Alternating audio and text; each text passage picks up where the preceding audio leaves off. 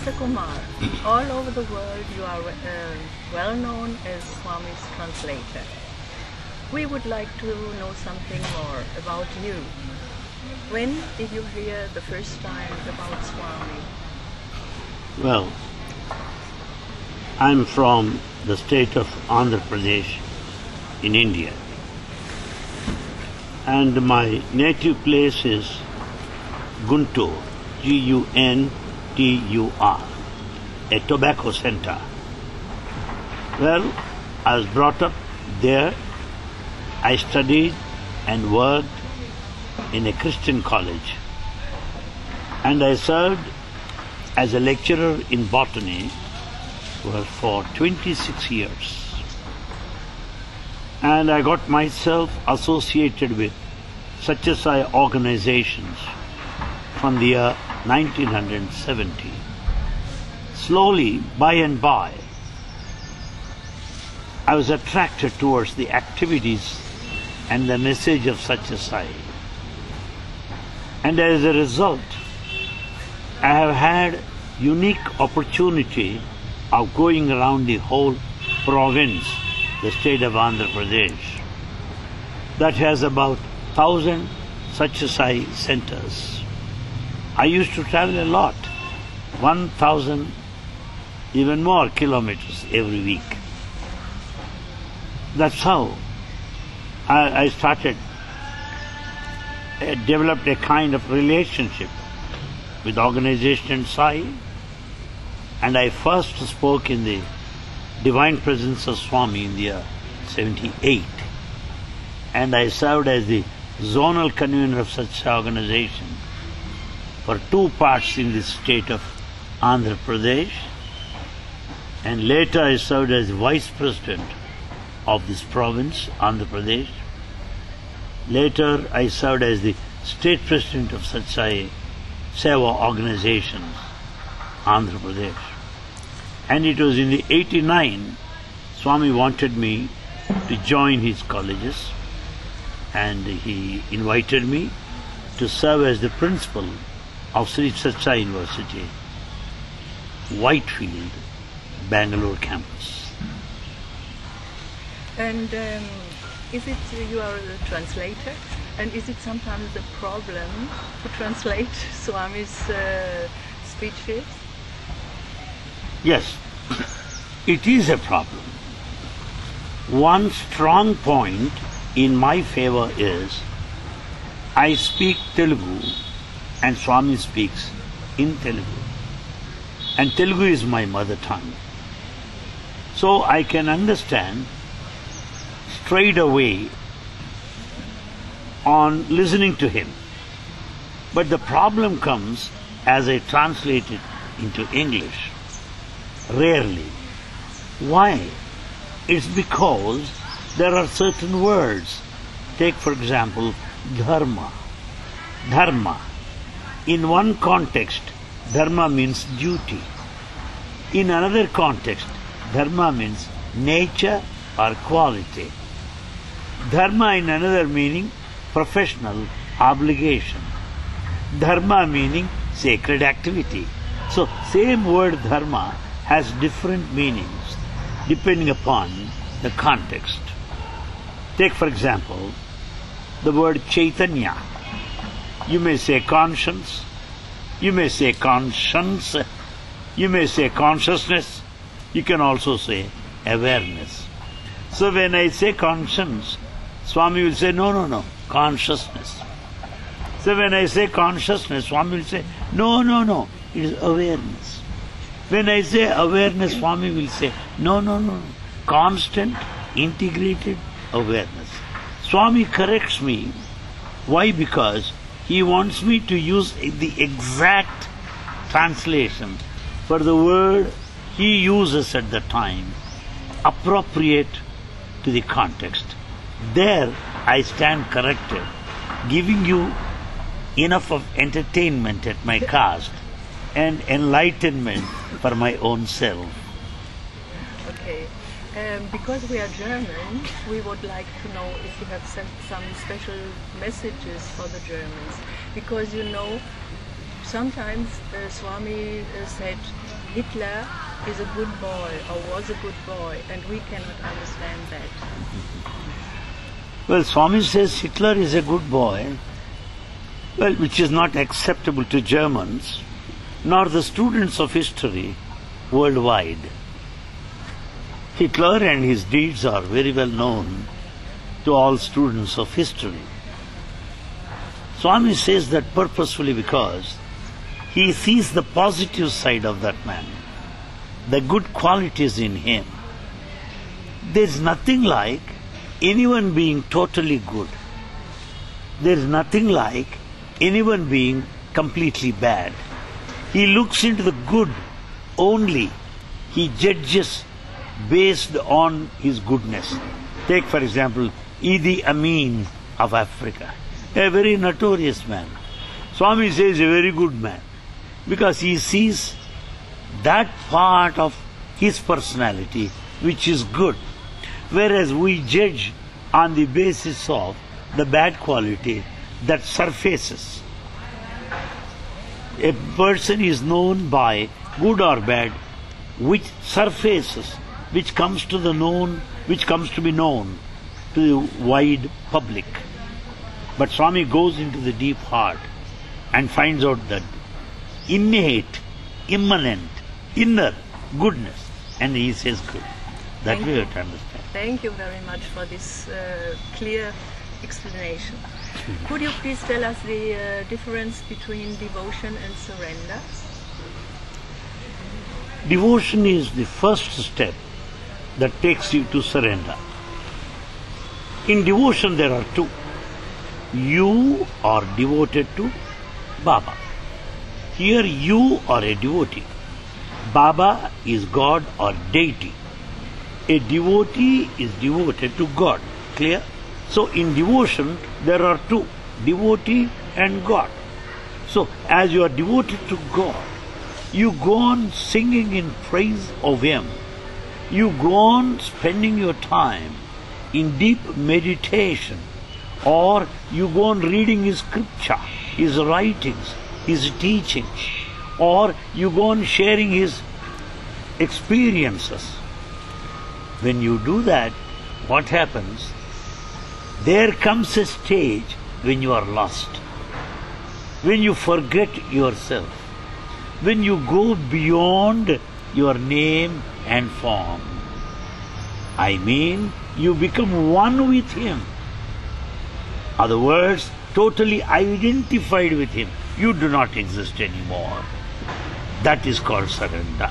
So long I exist, separate from God, it is devotion. The moment I merge or go beyond my name and form or establish total identity with Him, get lost, forget myself in bliss, in ecstasy, either by singing in praise of Him or talking about Him or reading about Him or sharing experiences, whatever it is, that's called surrender. Thank you. Please tell us, what is the real I? Well, to know the real I, let us know the false I. If you know the false I, you will be able to know the real I. First, let me say what is false I. I am Anil Kumar, this false I. Why? Anil Kumar is the name given to me. So this I-ness, identified by name, is false I. Second, I am a professor in Sri Satya Sai University. This is also a false I. Why? Because this I is based on my profession. I am not the profession. I can change any profession anytime. So this kind of professional bias or professional identity is false I once again. Supposing if I say, I am an Indian, it is also false I, because I may settle in America next year, or I may settle in Germany. Why not? You can change your native place. The whole world is a global village today. you can change your native place any time, left your choice. So, this I-ness based on your nativity or location or the place you belong to is also a false I, because you can change. Or if I say I am a man, this also false I. Why? Man or woman is just a gender. If I ask you, who are you? You'll say, I. The I that a woman says, the I that man says is same I, but there's difference in the body. A woman may say I, a man may say I, but the I is common. But the man and woman are different physically. Therefore, I am not the gender I represent, because I is beyond gender or sex. So, supposing I say, I am a rich man, it is also false I. Why? I may become tomorrow very poor, lose money. Or I was poor at one time. So the money is also false I. In other words, anything that is related to name and form, geography or nativity, or profession, or gender, or wealth, anything whatsoever related to these factors is false I. Am I clear? Yes. Whereas the real I is something different. What is it? The real I is beyond all these factors. Simple example. When you knock at the door, I'll say from inside, who is there? You say, I, so and so. I. Good. So, nobody will say the name first. I. The moment I knock the door, they'll say I. So, this I is common to everybody. Whereas names and forms, professions, nativity, they are different. So, this commonality is this I-ness, which is real I. 1. 2. I have pain in my neck. The pain is to the body, not to my real I. Pain is to my body, not to my eye. How do I say that? When I take some intoxicant, fully drunk, or given some composed tablets, or pethidine, or marijuana, or some drug, I will not notice pain. So, pain is to the body and not to you. Meaning, you are beyond the body. And in deep sleep, you don't know what is happening. You just sleep without any experience. That which does not come under the area of experience cannot be expressed. That which is experienced can only be expressed. But deep sleep is an experience that cannot be expressed. Why? In deep sleep there is no mind. There is no mind. Sometimes you say, oh, I am mentally disturbed. Sometimes we say, I am mentally very joyful now. Very fine. So mind goes on changing. Mind has positive mind at times, negative mind. Frustration at one time, elation, jubilation, joy, ecstasy at one time. I feel like singing. I feel like dancing. At times, I want to be alone. I want to be prayerful. I want to be meditative.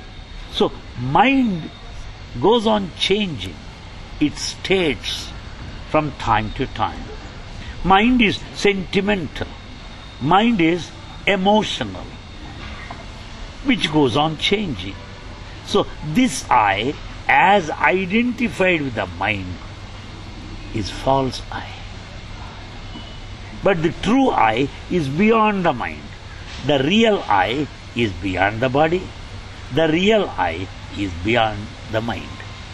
The third, intellectually, you say, well, I'm a PhD, I'm a doctor, I'm an engineer, well, I'm a researcher, and that, and that, wow. And these are intellectual I-ness, claiming you're something that is special in you. But that's all your achievement, but not the real I. So the intellectual achievement, the intellectual, what you call heights, are obtained, are achieved, like knowledgeability, like dignity, like status, like respectability, like accountability, like credibility, these ability, these are all things that you acquire in due course of time. That's again a false I. The real I is beyond the intellect. And then the body goes on changing. I'm sure that 20 years ago I must have been quite handsome and presentable, and not now, I'm sure. And after 10 years, well, I can imagine, horrible, if not terrible. So the body goes on changing. Mind also becomes forgetful. You find old people hammering the same point, beating down the bush. Mind fails, body withers. But the I, then and now, is same. While the mind is sharp, same I. Mind is forgetful, same I. Body young, slim, handsome, film actor personality. Wow. Today, arthritis, pneumonitis, bronchitis, aging old, wrinkles on the face, same I. Body may change, the mind may change, the I is changeless. That is the real I. Am I clear? Yes, thank you very much. Yeah. Now another question. Some people are very sad that in Darshan Swami is not never looking at them. Maybe you can tell them something. Well, first point we should be very clear is this. We have come here to look at him, not for him to look at us. This is the first point. The second point, because he has been looking at us, looking after us, we are this much healthy. We have come this far. We are quite wealthy. We are quite healthy. And he has been looking at us, looking after us, there, here, then, now, and forever. Whereas, when you look at him, it is possible when you are here and now. It will not be possible when you go back to Germany. It is not possible.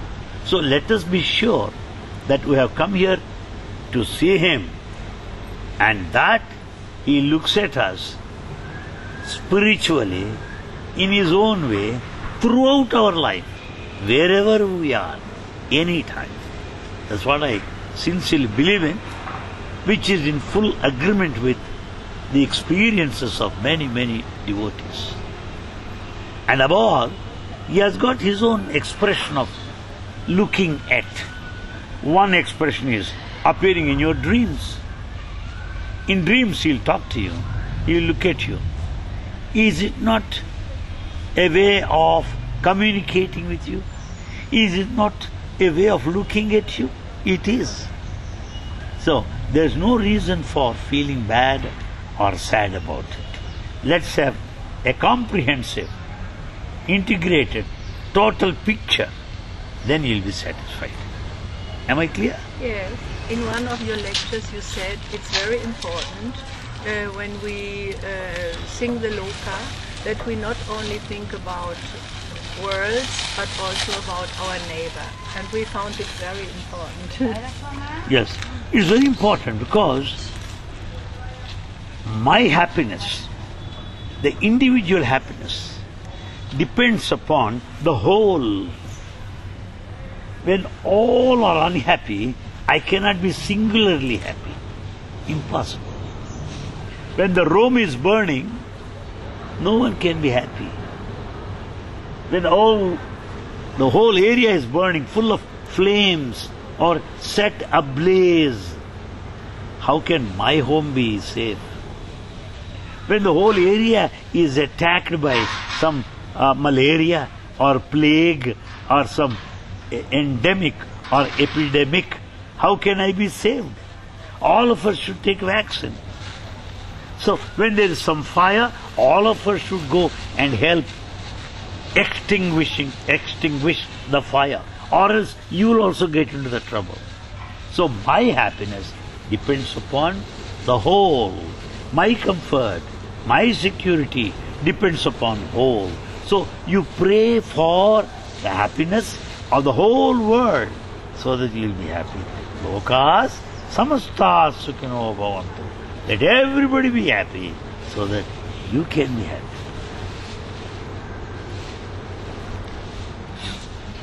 Yes? We find that humor is a very, very important... Which one? Humor. Humor, yeah. Is very, very important. And you have a lot of humor, like Swami also. Could you tell us something that our friends will laugh? You are very correct in saying that. There is no life without humor. The one who has no humor lost life, though living. He may be living, but he has no life. Why one can continue to live without life? Meaning what? Something like a vegetable.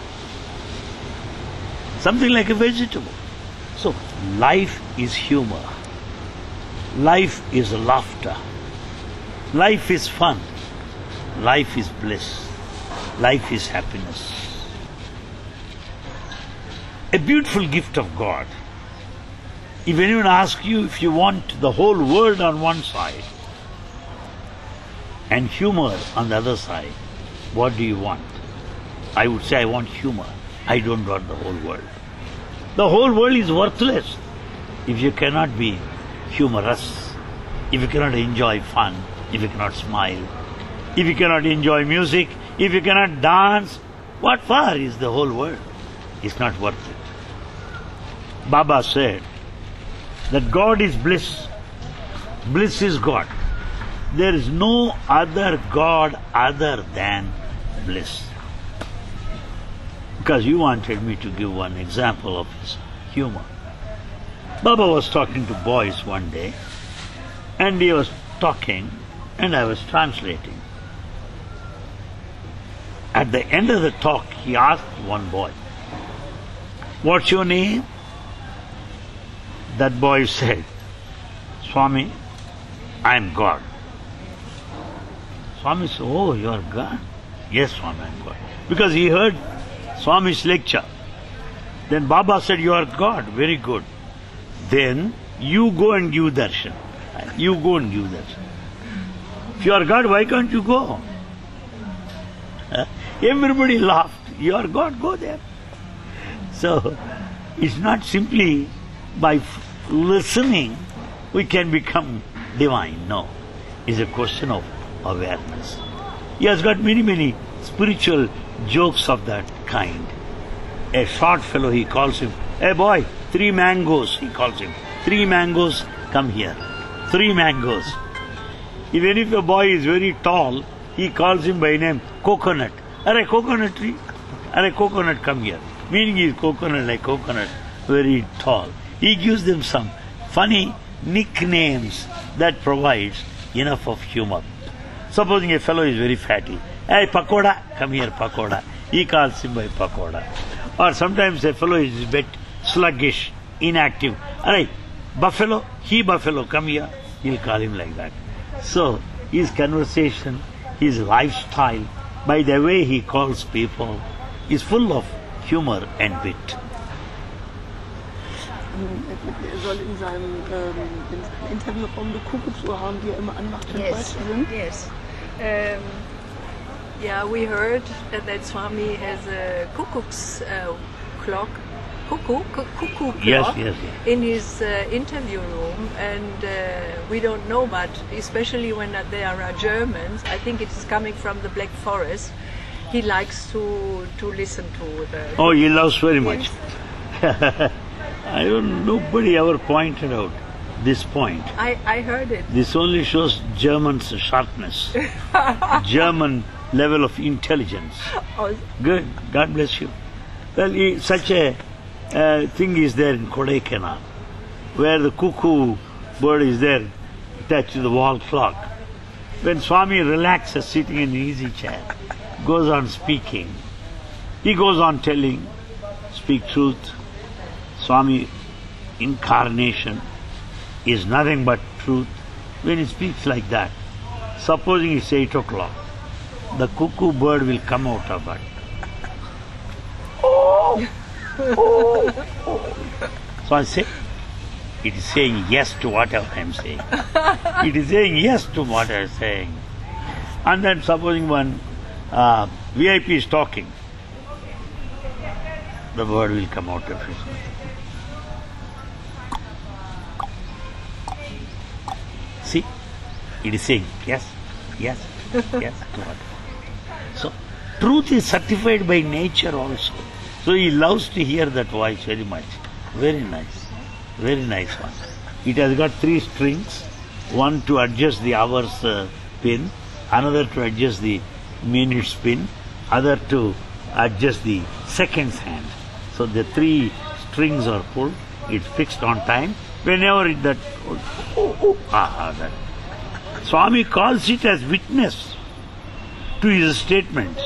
So it has become divine in the company of Swami, not an art of peace any longer. maybe you can tell us something more about Kodaikanal.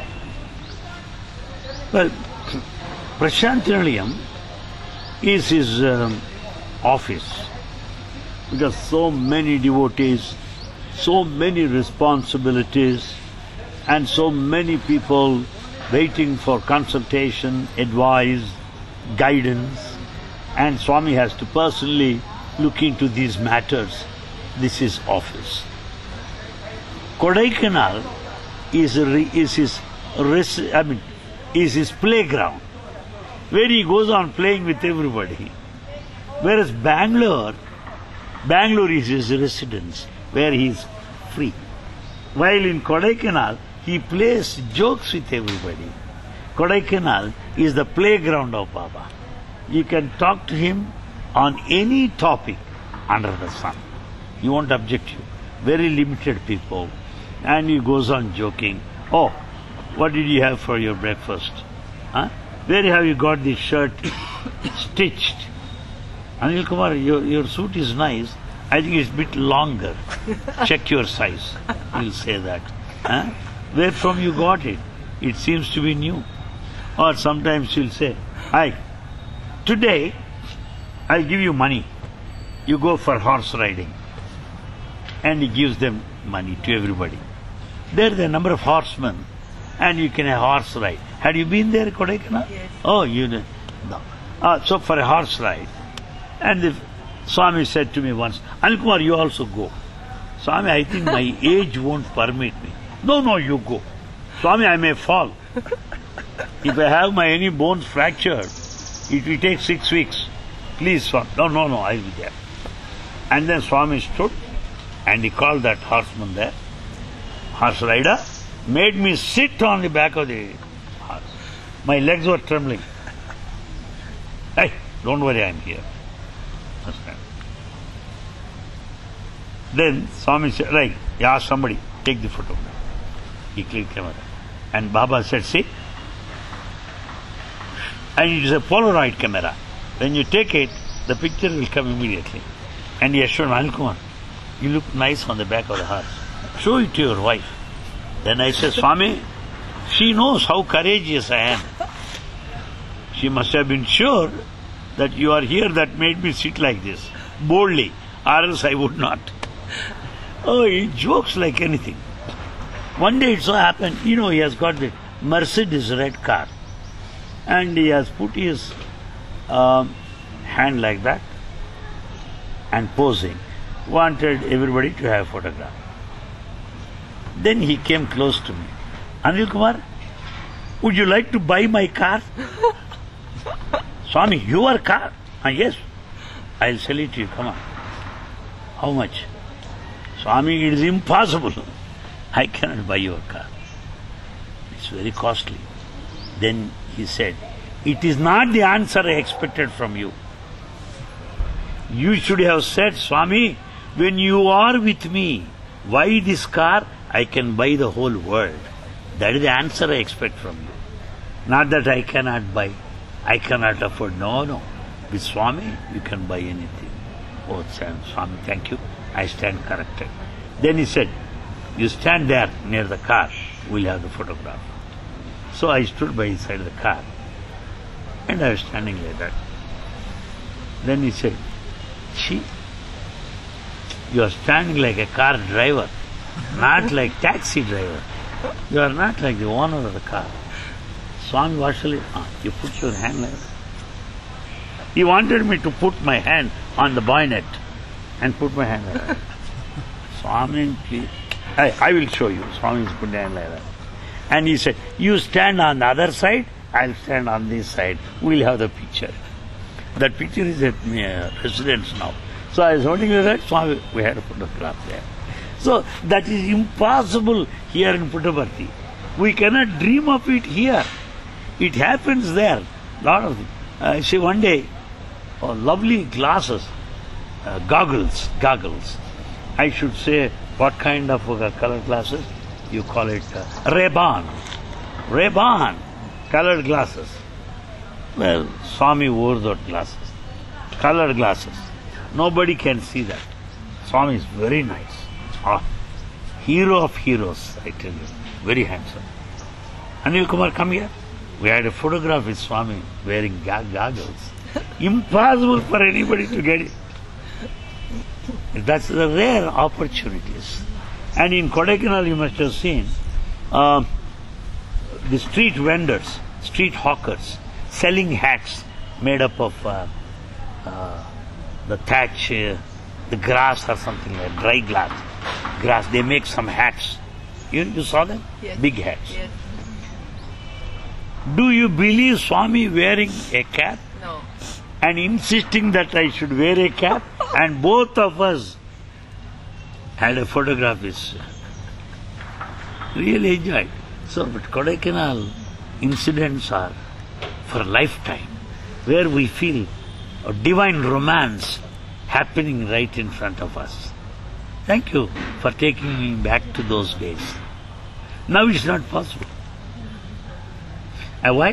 One day I was wearing a new coat. Somehow I love dress. Being a student and a professor from a Christian college, dress is discipline. Not that we want to look good. We should look good to you. We are honoring your sight. So one should be quite neat. So I was wearing new dress. Swami looked at me.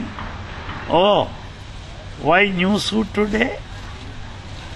I said, Swami, there may be a photograph session this morning with you. I may not have time to go and change my dress, so I'm ready. Are you ready? Yes. Let's have photo, he said. We went to the garden and we had photos together, and in front of the garden, flowers. At one time, there's beautiful flower here, and both of us were standing like this. In order to see, I'll get into the picture, I was coming closer to Swami. He said, hey, beautiful flower, don't hide it. Flower is more beautiful than you. Let the flower also be seen. These jokes are possible. We cannot help that you like it very much if Swami is teasing you. I like it, I love it. And I create some opportunities to be teased also. Yes. Good questions. Zu dem goldenen Wagen vor 2 Jahren. Das war für die Leute so ein Erlebnis, der goldene Wagen. Was hättest du noch sagen, Marc? Maybe you would like to tell us something about the golden car. The golden car where Swami was coming with last year again after such a long time. It's, because a golden chariot. Chariot, yes. Golden chariot is presented to him by a group of devotees. And he never sits on the throne of that golden chariot. But last year being special occasion, because of some Atirudra Yajna going on there, a sacred spiritual ritual, those devotees went to him and cried, Swami, you should come today and give darshan, sitting on the golden chariot. And not only that, it was the occasion where the function was held in Satsang Hillview Stadium there, where lakhs of devotees assembled. He cannot be seen if he comes there in car. With the golden chariot, it's a raised, Swami can turn all sides, all can have a very good darshan. So golden chariot gives a big panoramic view. Panoramic view. The whole full picture of the devotees and Swami. And Swami, very good darshan in full form, at a higher level, that being golden chariot. And that, as it is held in Satsang Hillview Stadium, that requires that kind of that kind of look, that height, from where we can look at Swami from all sides.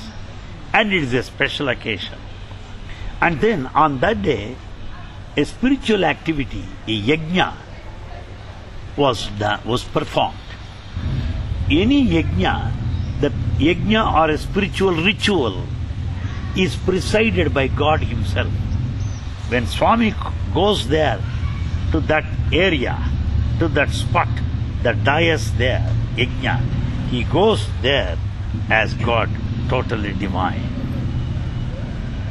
Totally divine as God. So, and he is Yajna Purusha, meaning the president of the whole of that sacred ritual happening there. So, befitting that stature, being the presiding deity of the ritual happening there, he goes in golden chariot, like ancient gods, like Rama coming in a chariot, Krishna coming in a chariot, Baba coming in a chariot. It makes us feel that presence of ancient gods like Rama and Krishna. Everybody enjoyed it. Am I clear? Yes. In fact, body itself is a golden chariot. Yes. Everyone is golden. You are costlier than gold. Because we value the gold and not the man. It is the man who gives the value to the gold. Without man, gold has no value.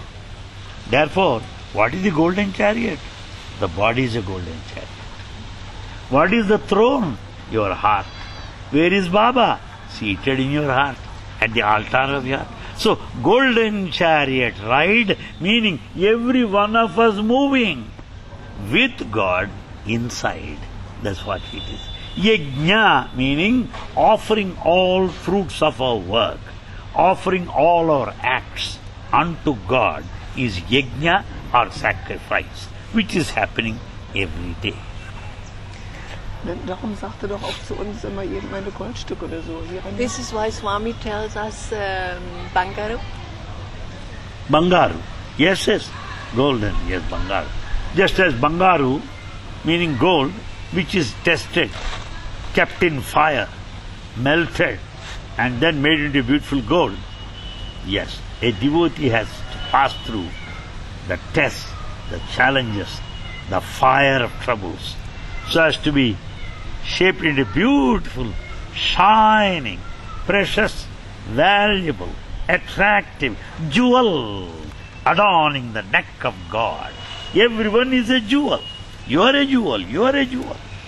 Adorning the neck of God, Sri Satya Sai Baba Himself. Provided we are prepared to pass through the challenges, tests, the fire of life. Of course, He gives you the courage also. Thank you very much, Mr. Kumar. Thank you very much. We would like to give this interview to the feet of Swami, and we hope he will bless it. Thank you very much. People in Germany will love it. Sai Ram. Well, I tell you, not that Swami will love this cassette, not that we are offering this interview to him. Every good act is designed by him. Every good thought is prompted by him. Every conversation is guided by him. I never thought that you would ask me these questions. I never thought that I would recollect all those Kodaikanal incidents which I never shared with anybody. So, it's God who guides. It's God who directs.